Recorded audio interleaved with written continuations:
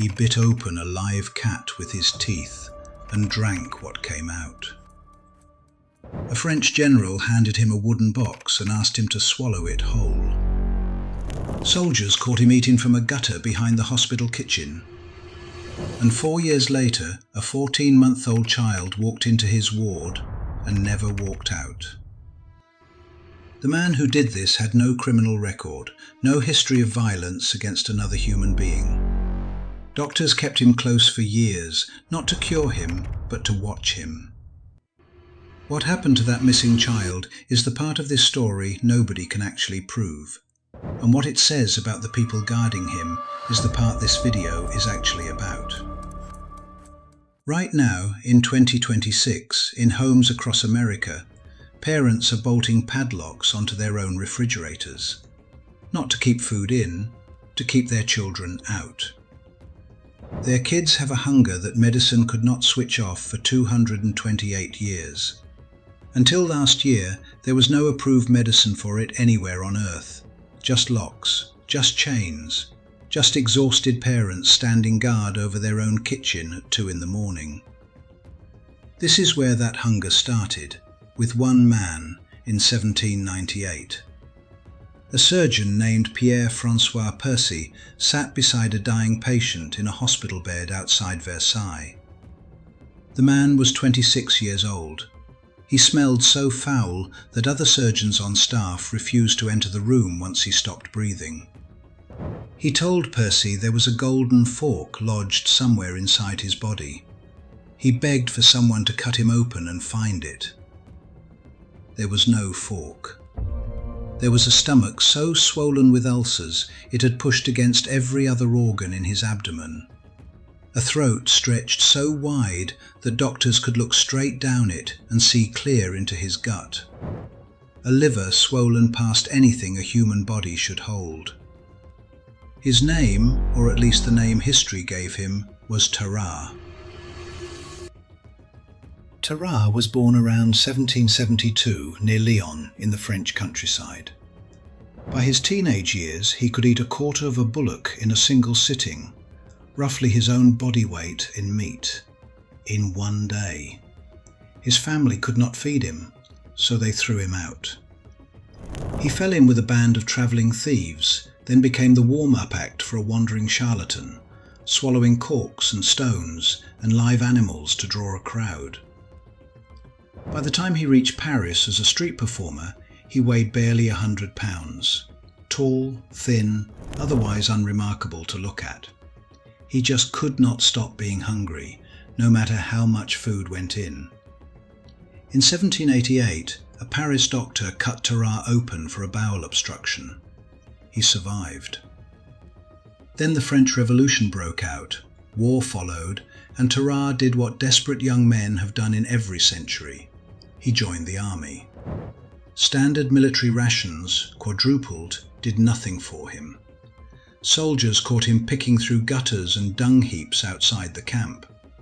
He collapsed from exhaustion and was carried into a military hospital.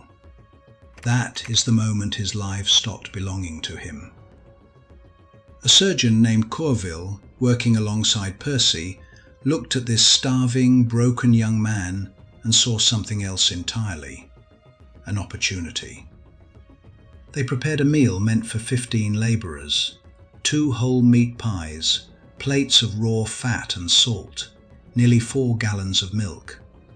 They watched him eat every bite, then collapse, pale, his stomach swollen like a balloon stretched past its limit.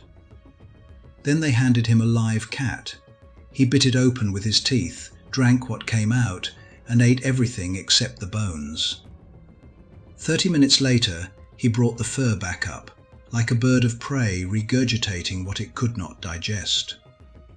He ate snakes, he ate lizards, he ate puppies, whole. He was handed a live eel, crushed its head between his teeth, and swallowed the entire animal without chewing a single bite. And somewhere in that hospital, someone realized what else a body like this could be used for. A French general handed Tarrare a wooden box containing a classified military document and asked him to swallow it, walk through enemy territory, and produce it again on the other side. He did it. 2 days later, the document came out completely undamaged. He was rewarded with 30 pounds of raw bull lungs and liver, eaten on the spot in front of the officers who had just used a starving man's digestive tract as a filing cabinet. A second mission went worse.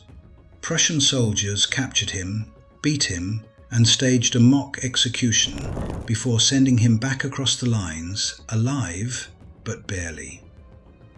None of this fixed anything.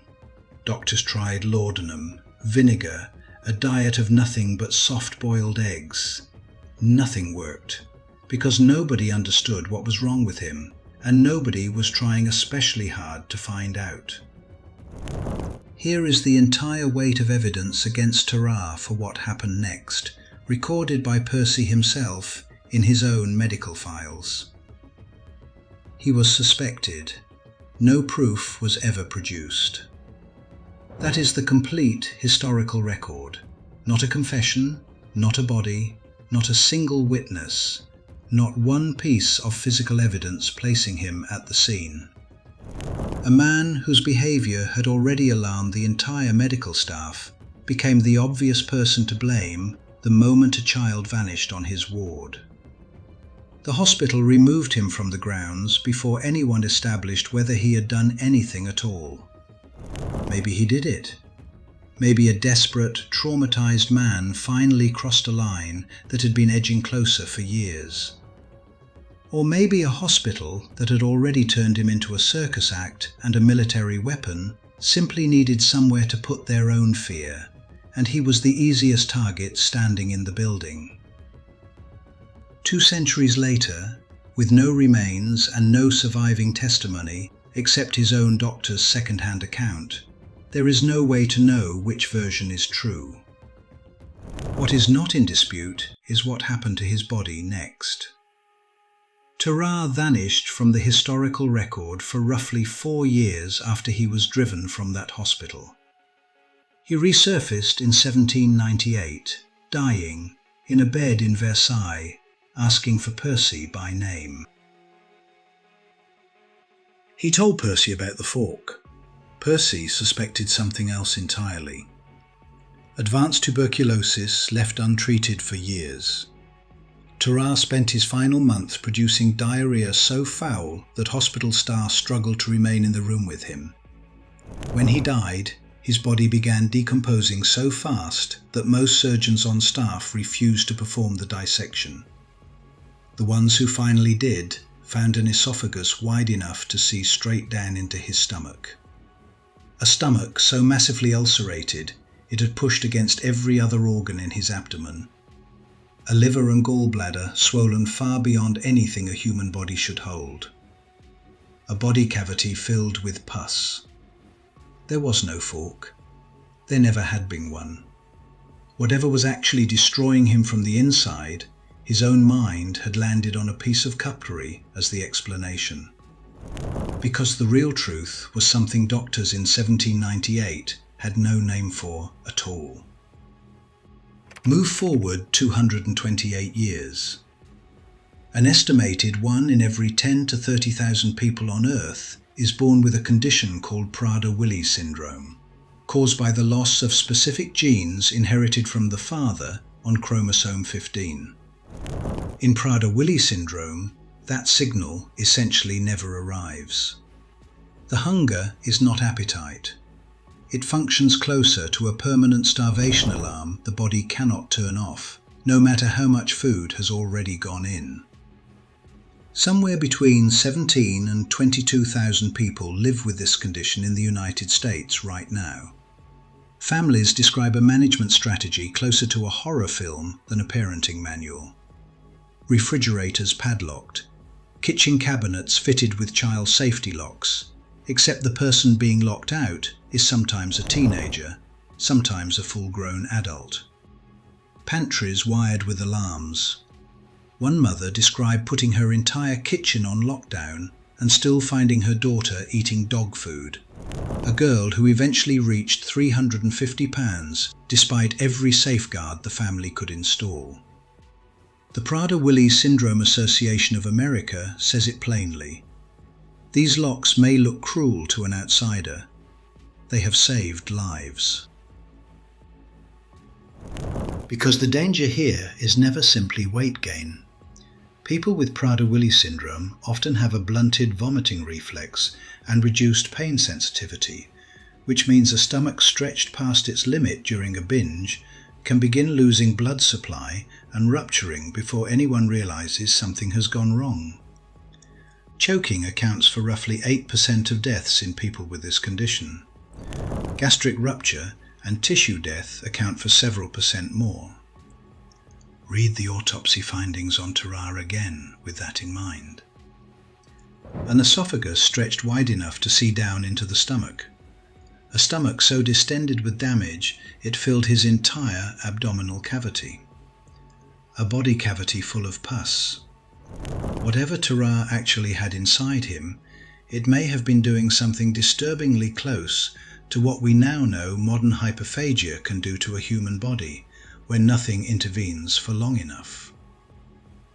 For 228 years after Tarrare died, that remained the entire treatment plan available to anyone born with this kind of hunger. Vigilance, locks, hope. On March 26, 2025, the FDA approved the first medication ever authorized to treat hyperphagia in Prader-Willi syndrome, a drug called Vykat XR, developed by a company called Soleno Therapeutics. It is believed to work directly on channels inside the hypothalamus itself, the exact region where the broken signal originates. In the clinical trial that led to its approval, patients switched off the drug and, given a placebo, saw their hunger scores climb significantly within 16 weeks. The ones who stayed on it did not. It is not a cure, and researchers are still working out how well it performs over years, not just months. But for the first time since a French army surgeon stood beside a dying man's bed in 1798, there is finally an actual medical answer, instead of just a padlock. Tarrare never got one. He got eaten alive by a condition nobody could name, by surgeons who found him more interesting as a curiosity than worth curing, and by a suspicion that followed him out of one hospital and straight into history with no proof attached to it at all.